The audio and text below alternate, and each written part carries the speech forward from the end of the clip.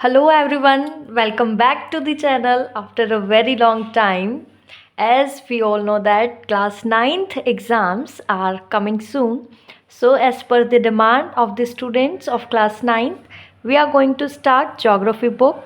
We are going to take a short revision of this book and today we are going to start with the chapter number 1, which is India size and location.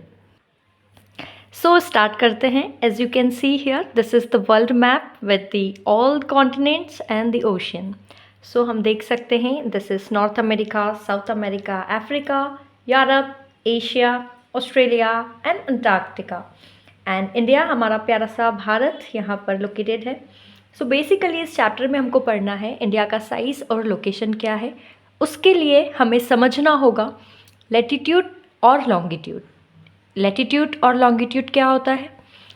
आपको दिख रहा है पूरी अर्थ को, पूरे map को centre से एक लाइन डिवाइड कर रही है which is of 0 degree and this line is called equator. हमने हमारे कन्वीनियंस के लिए अर्थ के ऊपर ऐसी काफ़ी सारी लाइंस ड्रॉ करी है. They all are imaginary lines.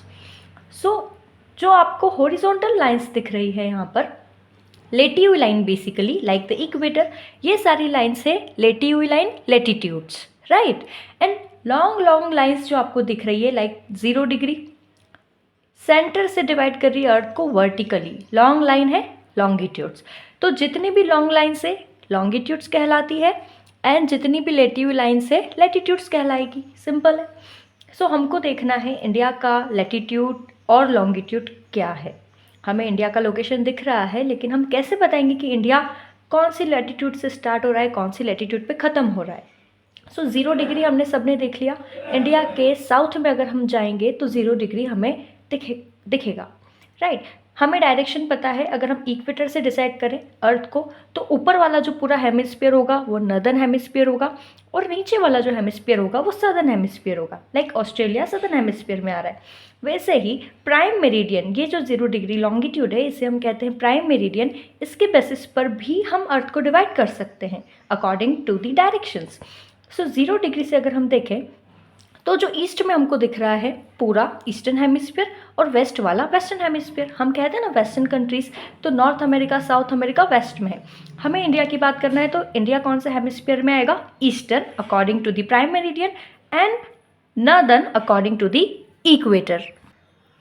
सो हम पता लगाते हैं इंडिया का पोजीशन क्या है. तो इंडिया के मैप को जूम करते हैं. सो जूम हो गया है मैप, इंडिया का मैप आ गया है हमारे सामने. आपको सबसे साउथ में दिख रहा है 8 डिग्री, राइट. अभी हमने इक्वेटर देखा था, राइट. तो इक्वेटर कहाँ होगा, 8 डिग्री के नीचे होगा क्योंकि 0 डिग्री होता है इक्वेटर. तो 0, 1, 2, 3, 4, 5, 6, 7 एंड 8 डिग्री जैसे आएगा ये वाला जो लैटिट्यूड है, यहाँ से आप देखिए इंडिया स्टार्ट हो रहा है. ये लैटिट्यूड ऊपर तक जा रहा है. आप देखिए सबसे टॉप पर आपको दिख रहा है 37 डिग्री 6 मिनट्स तक ये लैटिट्यूड यहाँ पर जा रहा है. 37 वाला ये हो गया. थोड़ा सा आगे तो 6 मिनट्स भी हम ऐड करेंगे. अच्छा, ये सारी लैटिट्यूड्स हम काई में देखेंगे, कौन सी डायरेक्शन में देखेंगे, नॉर्थ में देखेंगे. क्योंकि अभी हमने देखा था इंडिया कौन से हेमिस्फीयर में आ रहा था, नॉर्थ में आ रहा था.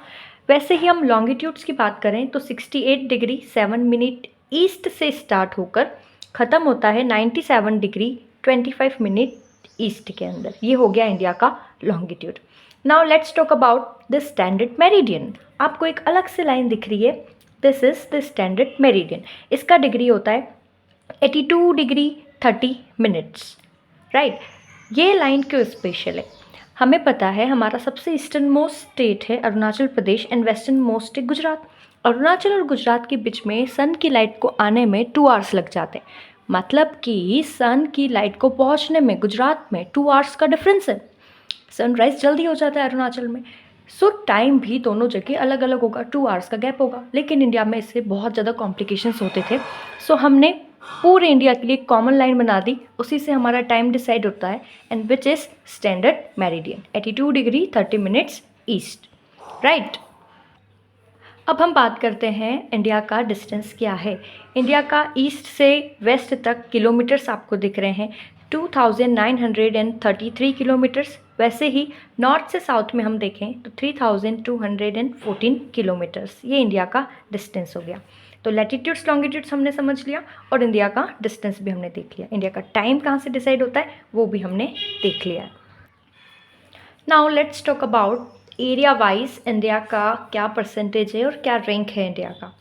सो सबसे बड़ा country in the world with the terms of area is Russia. Russia के पास सबसे ज़्यादा एरिया है, then Canada, then United States of America, then China, Brazil, Australia, and then our India with 3.28 million square kilometers of area.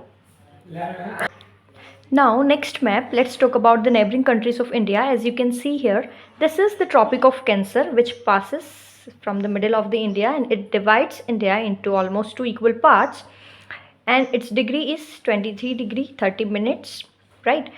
So India की neighbouring countries आप सभी को पता है, Pakistan, Afghanistan, China, Nepal, Bhutan, Bangladesh, Myanmar. Water bodies में बात करें तो Sri Lanka and Maldives, these are the 2 countries.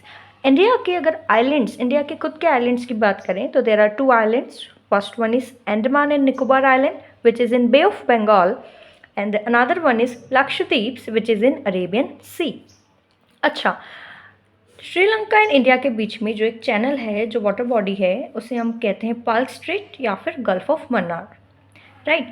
India का वाटर बॉडी से जो कनेक्शन है with another different countries of the world, trade relations जो है इंडिया के वो बहुत पुराने हैं। बट अगर हम बात करें लैंड रूट्स की और वाटर रूट्स की तो ज़्यादा ओल्ड, ज़्यादा एंशियंट कनेक्शंस हमको देखने को मिलेंगे लैंड रूट से। वाटर बॉडी से जो मैरीटाइम कनेक्शन है वो तो बहुत बाद में हुआ, लेकिन लैंड रूट से कनेक्शन इंडिया का नेबरिंग कंट्री के साथ बहुत ही पहले से था। So India was very rich and today also India is very rich country in the world. So our trade relations with the neighbouring countries are very strong today. So this was about the chapter of India. I hope you all understood. Thank you so much for watching the video and get ready for the next chapter.